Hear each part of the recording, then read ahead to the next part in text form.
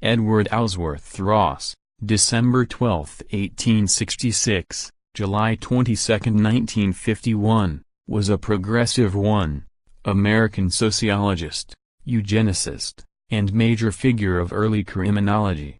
Early life: he was born in Virden, Illinois. His father was a farmer. He attended Coe College and graduated in 1887. After 2 years as an instructor at a business school, the Fort Dodge Commercial Institute, he went to Germany for graduate study at the University of Berlin. He returned to the U.S., and in 1891 he received his Ph.D. from Johns Hopkins University in political economy, with minors in philosophy and ethics. Ross was a professor at Indiana University, 1891 to 1892, secretary of the American Economic Association, 1892, professor at Cornell University, 1892 to 1893, and professor at Stanford University, 1893 to 1900. Ross' affair and departure from Stanford. In Stanford's first academic freedom controversy, Ross was fired from Stanford because of his political views on eugenics. He objected to Chinese immigrant labor, on both economic and racial grounds. He was an early supporter of the race suicide doctrine and expressed his hatred of other races in strong and crude language in public speeches, and Japanese immigration altogether. In the speech that was the catalyst for his potential firing and ultimate resignation, he stated the following: "And should the worst come to the worst, it would be better for us if we were to turn our guns upon every vessel bringing Japanese to our shores rather than to permit them to land." In response, Jane Stanford called for his resignation. In Ross' public statement as to his resignation, he wrote about how his good friend, Dr. Jordan, was the one who asked him to make the unfortunate speech in the first place, which ended up being surrounded with so much controversy. Jordan managed to keep Ross from being fired, but Ross resigned shortly after.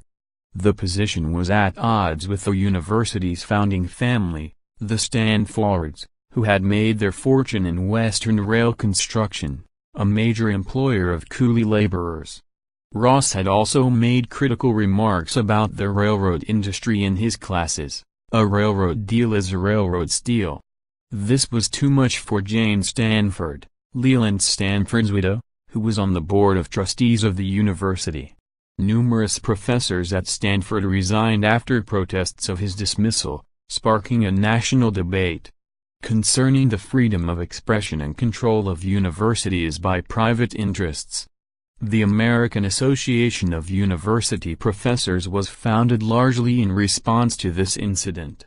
Nebraska, Wisconsin. In later life, Ross left for the University of Nebraska, where he taught until 1905. In 1906, he moved to the University of Wisconsin-Madison, where he became professor of sociology, and eventually chairman of the department. He retired in 1937.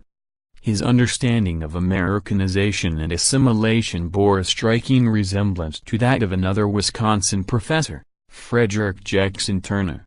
Like Turner, Ross believed that American identity was forged in the crucible of the wilderness. The 1890 census's proclamation that the frontier had disappeared, then, posed a significant threat to America's ability to assimilate the mass of immigrants who were arriving from Southern and Eastern Europe. In 1897, just 4 years after Turner had presented his frontier thesis to the American Historical Association, Ross, then at Stanford, argued that the loss of the frontier destroyed the machinery of the melting pot process. In 1913, the state of Wisconsin passed its first sterilization law. Ross, who lived in Wisconsin at the time, was a reserved proponent of sterilization and indicated his support for the measure. He qualified his support by contrasting it with the greater harm of hanging a man. And advocated its initial use only to extreme cases, where the commitments and the record pile up an overwhelming case. Involuntary sterilization remained legal in Wisconsin until July 1978. Ross visited Russia after the Bolshevik Revolution in 1917. He endorsed the revolution even as he acknowledged its bloody origins. He was subsequently a leading advocate of U.S. recognition of the Soviet Union.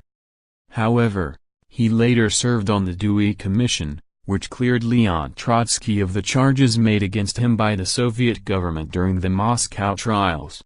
From 1900 to the 1920s, Ross supported the alcohol prohibition movement as well as continuing to support eugenics and immigration restriction. By 1930, he had moved away from those views, however. In the 1930s, he was a supporter of the New Deal programs of President Franklin Roosevelt. In 1940, he became chairman of the National Committee of the American Civil Liberties Union, serving until 1950. He died in 1951.